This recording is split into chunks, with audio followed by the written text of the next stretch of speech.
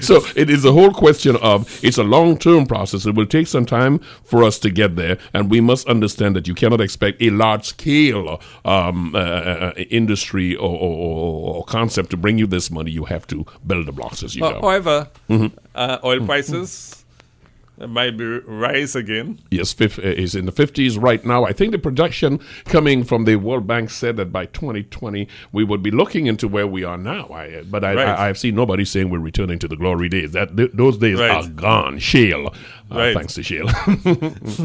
Yeah, and oil production has fallen. Yep, in Trinidad and Tobago. Yeah. Yes, indeed. Yes. So while oil production has fallen, and we hoping that the high oil prices will benefit us. The truth is that we may find ourselves with lower oil production and having to pay higher oil prices too. There's also a point that was made by the former energy minister, Conrad Enel, when he was here with us. He said that some of the concessions we have made to a number of these companies doing the exploration, it works against us actually benefiting from any increase in oil prices. Yeah, I mean, be totally pessimistic as how Colonel and Winland mentioned it, but yes, that's a point to consider too, that we have given away a lot. I say, like tourism, for example, diversification into tourism and all of that. Many countries had to make huge concessions for the building of hotels. Yeah, and they had to struggle afterwards. Get me my sandals, please, somebody. Please go ahead. No, but the sandals was a good example, right? In the sense that we do not know what compromises we had to make with sandals to get them to set up the hotel chain here in Tobago.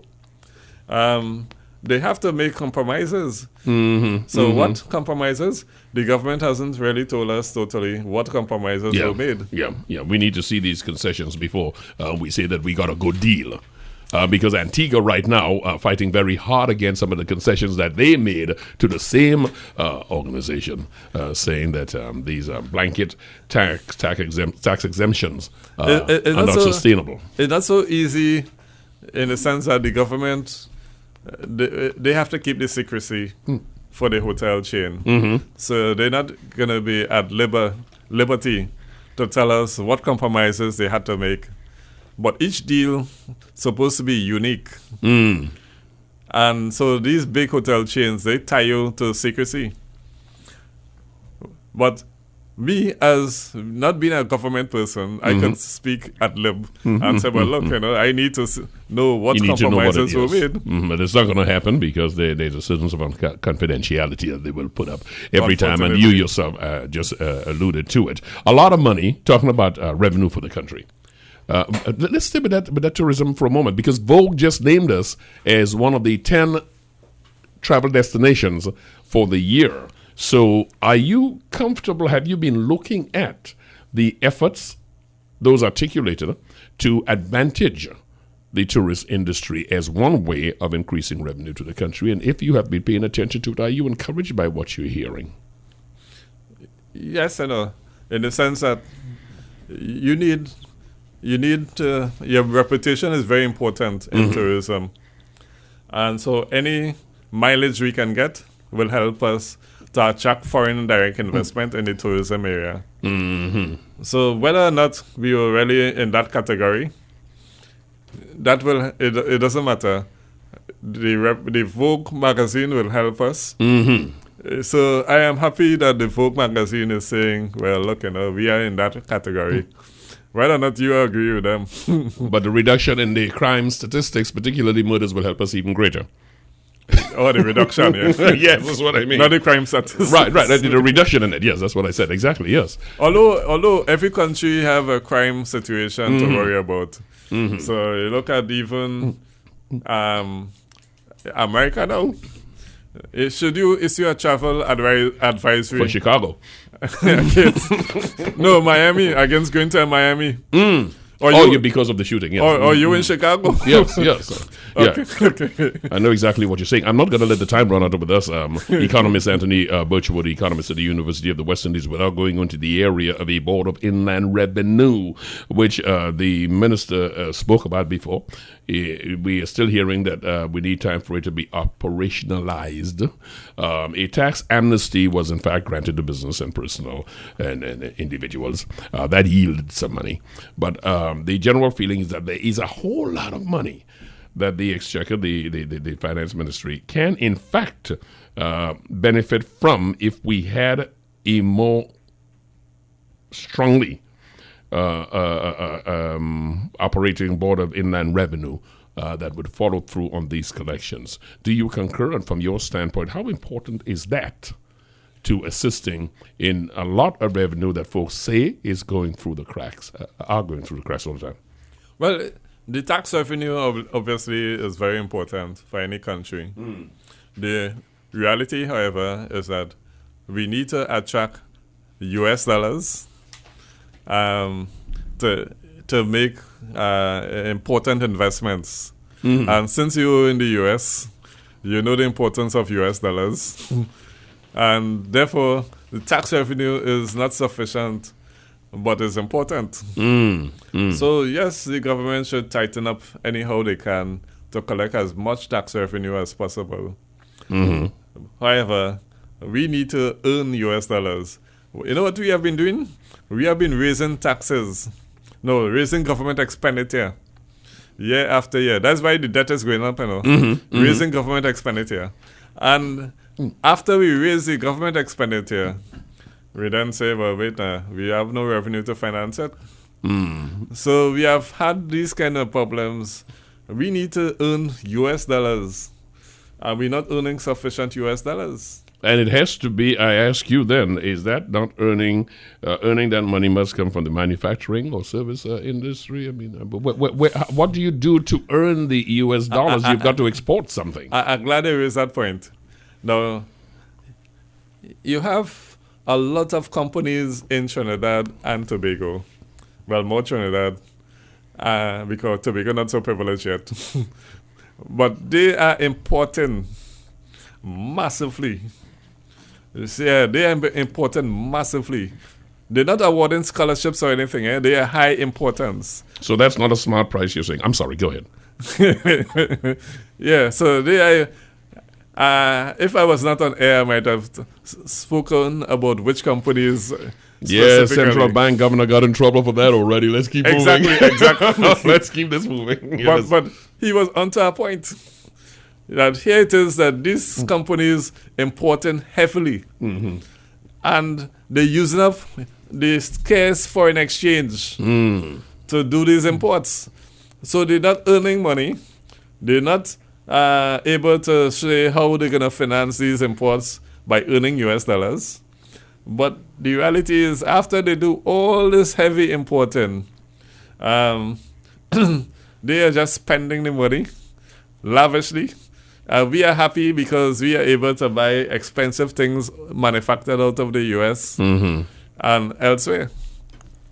So that's one problem. Consumerism is something that we can pick up as a separate thing because it has to do with the whole mentality of people. But folks argue, for instance, while your point about the use of foreign exchange to bring in these items is not helping the economy any, folks argue that you don't want to interfere with the marketplace. Well, you see, is what you're getting out of the market. At some points, you have to interfere with it, If you're not satisfied with what you're getting out of the market, you have to interfere. I have no argument with that, but many will argue with me. Trinidad and Tobago, should we continue managing the dollar float, or is devaluation a real possibility? Well, first of all, the exchange rate is supposed to be floating. Managed float, I think, is what it was. Well, yeah, managed float. Floating, and all the same, right? You tell me, you're the economist. But I'm going with the language you folks use. Yeah, so it's important to note that we have a managed float. The credibility of the managed float may have been destroyed by the last governor, the previous governor, who thought, well, look, he will change the system by bringing in non-banks. So he brought in 3 non-banks into the managed float arena. And these non-banks were now able to earn foreign exchange, well, be the first recipient of foreign exchange. So that's what they were able to do, be the first recipient of foreign exchange. And be licensed traders in the foreign exchange market. What that did, it destroyed the credibility of the float.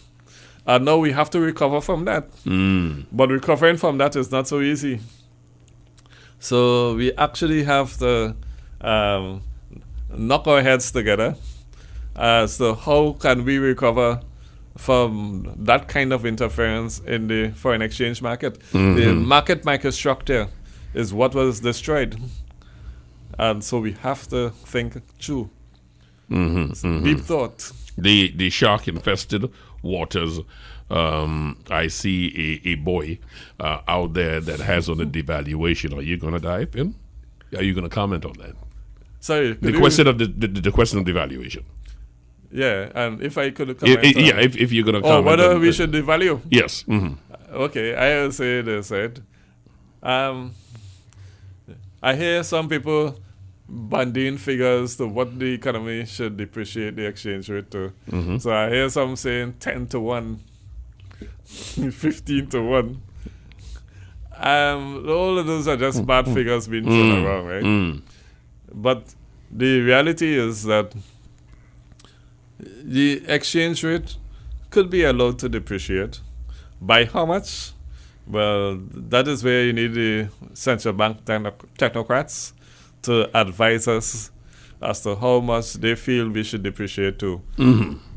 I look at, you remember, well, you weren't here when Guyana had moved to the floating exchange rate. And in no time, they moved the exchange rate to 120-something, 60-something Guyanese to 1 US in no time, eh? Oh, so you're talking about exchange rate as something like 3 to 1 to 160-something. That shocked the system. Yes. However, the system remains stable after that. Now, I'm not recommending that Trinidad and Tobago do that, right? I might get shot by the time I come outside. Yeah, that's called shock treatment. And I'm not responsible for your safety now. You will shoot me. No, I'm not recommending that. But the truth is that we have to consider the fact that the exchange rate needs to depreciate and that we cannot maintain the stability that we had, and that when we had moved to the floating exchange rate and the IMF was recommended that we do a true float, we tried to cheat the system and keep the we moved from 3.4% to, by that time you chose to leave. Why are you throwing arrows over here? Is there a dartboard behind me? No, this is acoustical. These are acoustical tiles. Don't be confused by the green. But go ahead. Okay, I'm not gonna knock you, right? But let the records show that Rennie B left the country when we were about 3.4 TT to 1 US. Yeah, left it in good hands. But the truth is, we cheated the system by going to 6.1. We were 5.8 and then 6.1 after that. And we keep it there for a long time. And we had exchange rate stability. And we were happy. So everybody here was very happy that we had stable exchange rate. However, hindsight, this was postponement. No, the new central bank governor, newly appointed central bank governor, undercut that, yes. He changed the microstructure, and we can't get back to stability. Okay. Yeah, we can't get back, and so the 6.1 is now. Last thing I saw was 6.87. The exchange rate. The official rate, yes. Yeah, 6.87, something like around that. So it takes some time.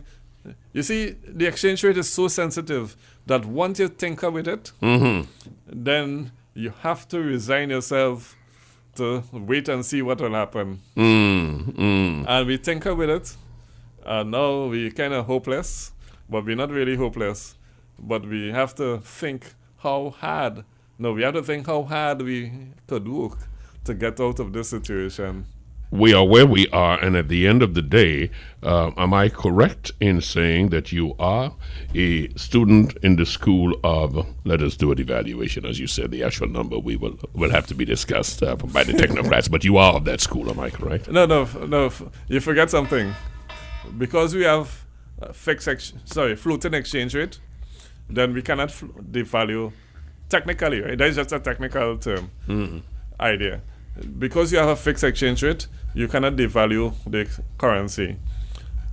You could only float the currency, so the currency could depreciate. I see. You know what I mean? If your exchange rate, like in Barbados, the exchange rate is 2-1. They could only change the exchange rate, and so they could move to an exchange rate of 3-1, 4-1. But it's only because they depreciate the exchange rate, devalue the exchange rate. In our case, we cannot devalue because you're already floating. Gotcha. However, we could allow the exchange rate to make a downward slide. To float down the stream. Right. And also, we do not want to impair the confidence in the foreign exchange market.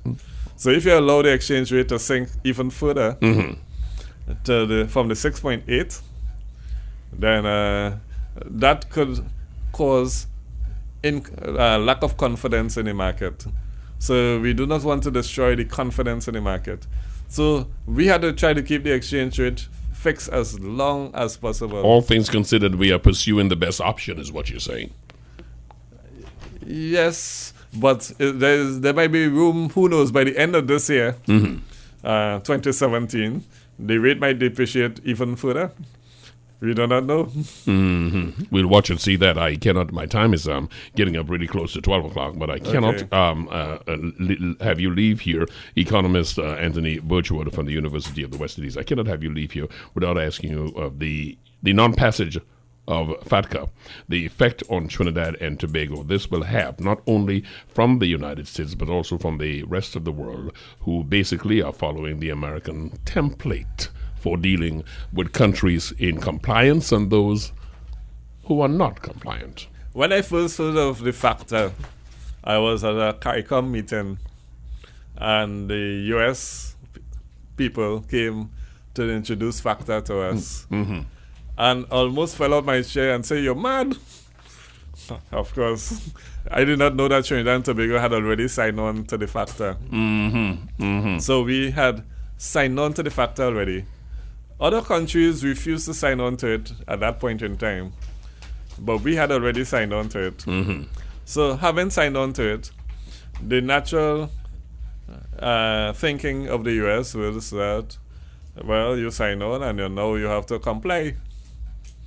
And no, we have not complied. That is where you could have problems because you did not sign on. You did not comply after you sign on. Yeah, but what is the global impact of us not, since we have signed and so on, and we've been given an extension, what is the global impact? I think I want to extract that from you before we leave, because folks see this, and a lot of people are saying, the citizenry generally, not the specific stakeholders. Folks are saying, for instance, well, they're playing their political games. But the truth of the matter is this has wide-ranging implications for Trinidad and Tobago, and I believe not only in the United States, but as the finance minister said, all across the world. Correct. Because, for example, commercial banks in the United States, they are correspondent banks, and they can impose fees on you. And if having signed the agreement with the United States but still not complying, then you could suffer the high fees of these compliant banks, these correspondent banks, So we could suffer high fees. 30% on the dollar is what they actually right. end up with. Those who hold in, parents who have to pay fees and so on. Fees for their children could now find themselves having to pay extraordinary high fees. Because the 30% will be withheld by the U.S. Treasury Department in lieu of us being non-compliant. Correct. And this is not United States only, but all the other compliant. Those who have signed up to the major countries in the world who are using this as their template, Trinidad and Tobago will become a barren zone because there are some countries who have tried to stay away from FATCA, and they soon realize that you cannot change the coin of the realm. If we did not sign on to the FATCA some years before, then we could have escaped. Well, not escape really, but we could have bluffed our way through. I don't feel we could have truly escaped, but we could have bluffed our way through. And the thing with the FATCA is that the FATCA initially is about the United States citizens, really. And not the citizens, people who have to pay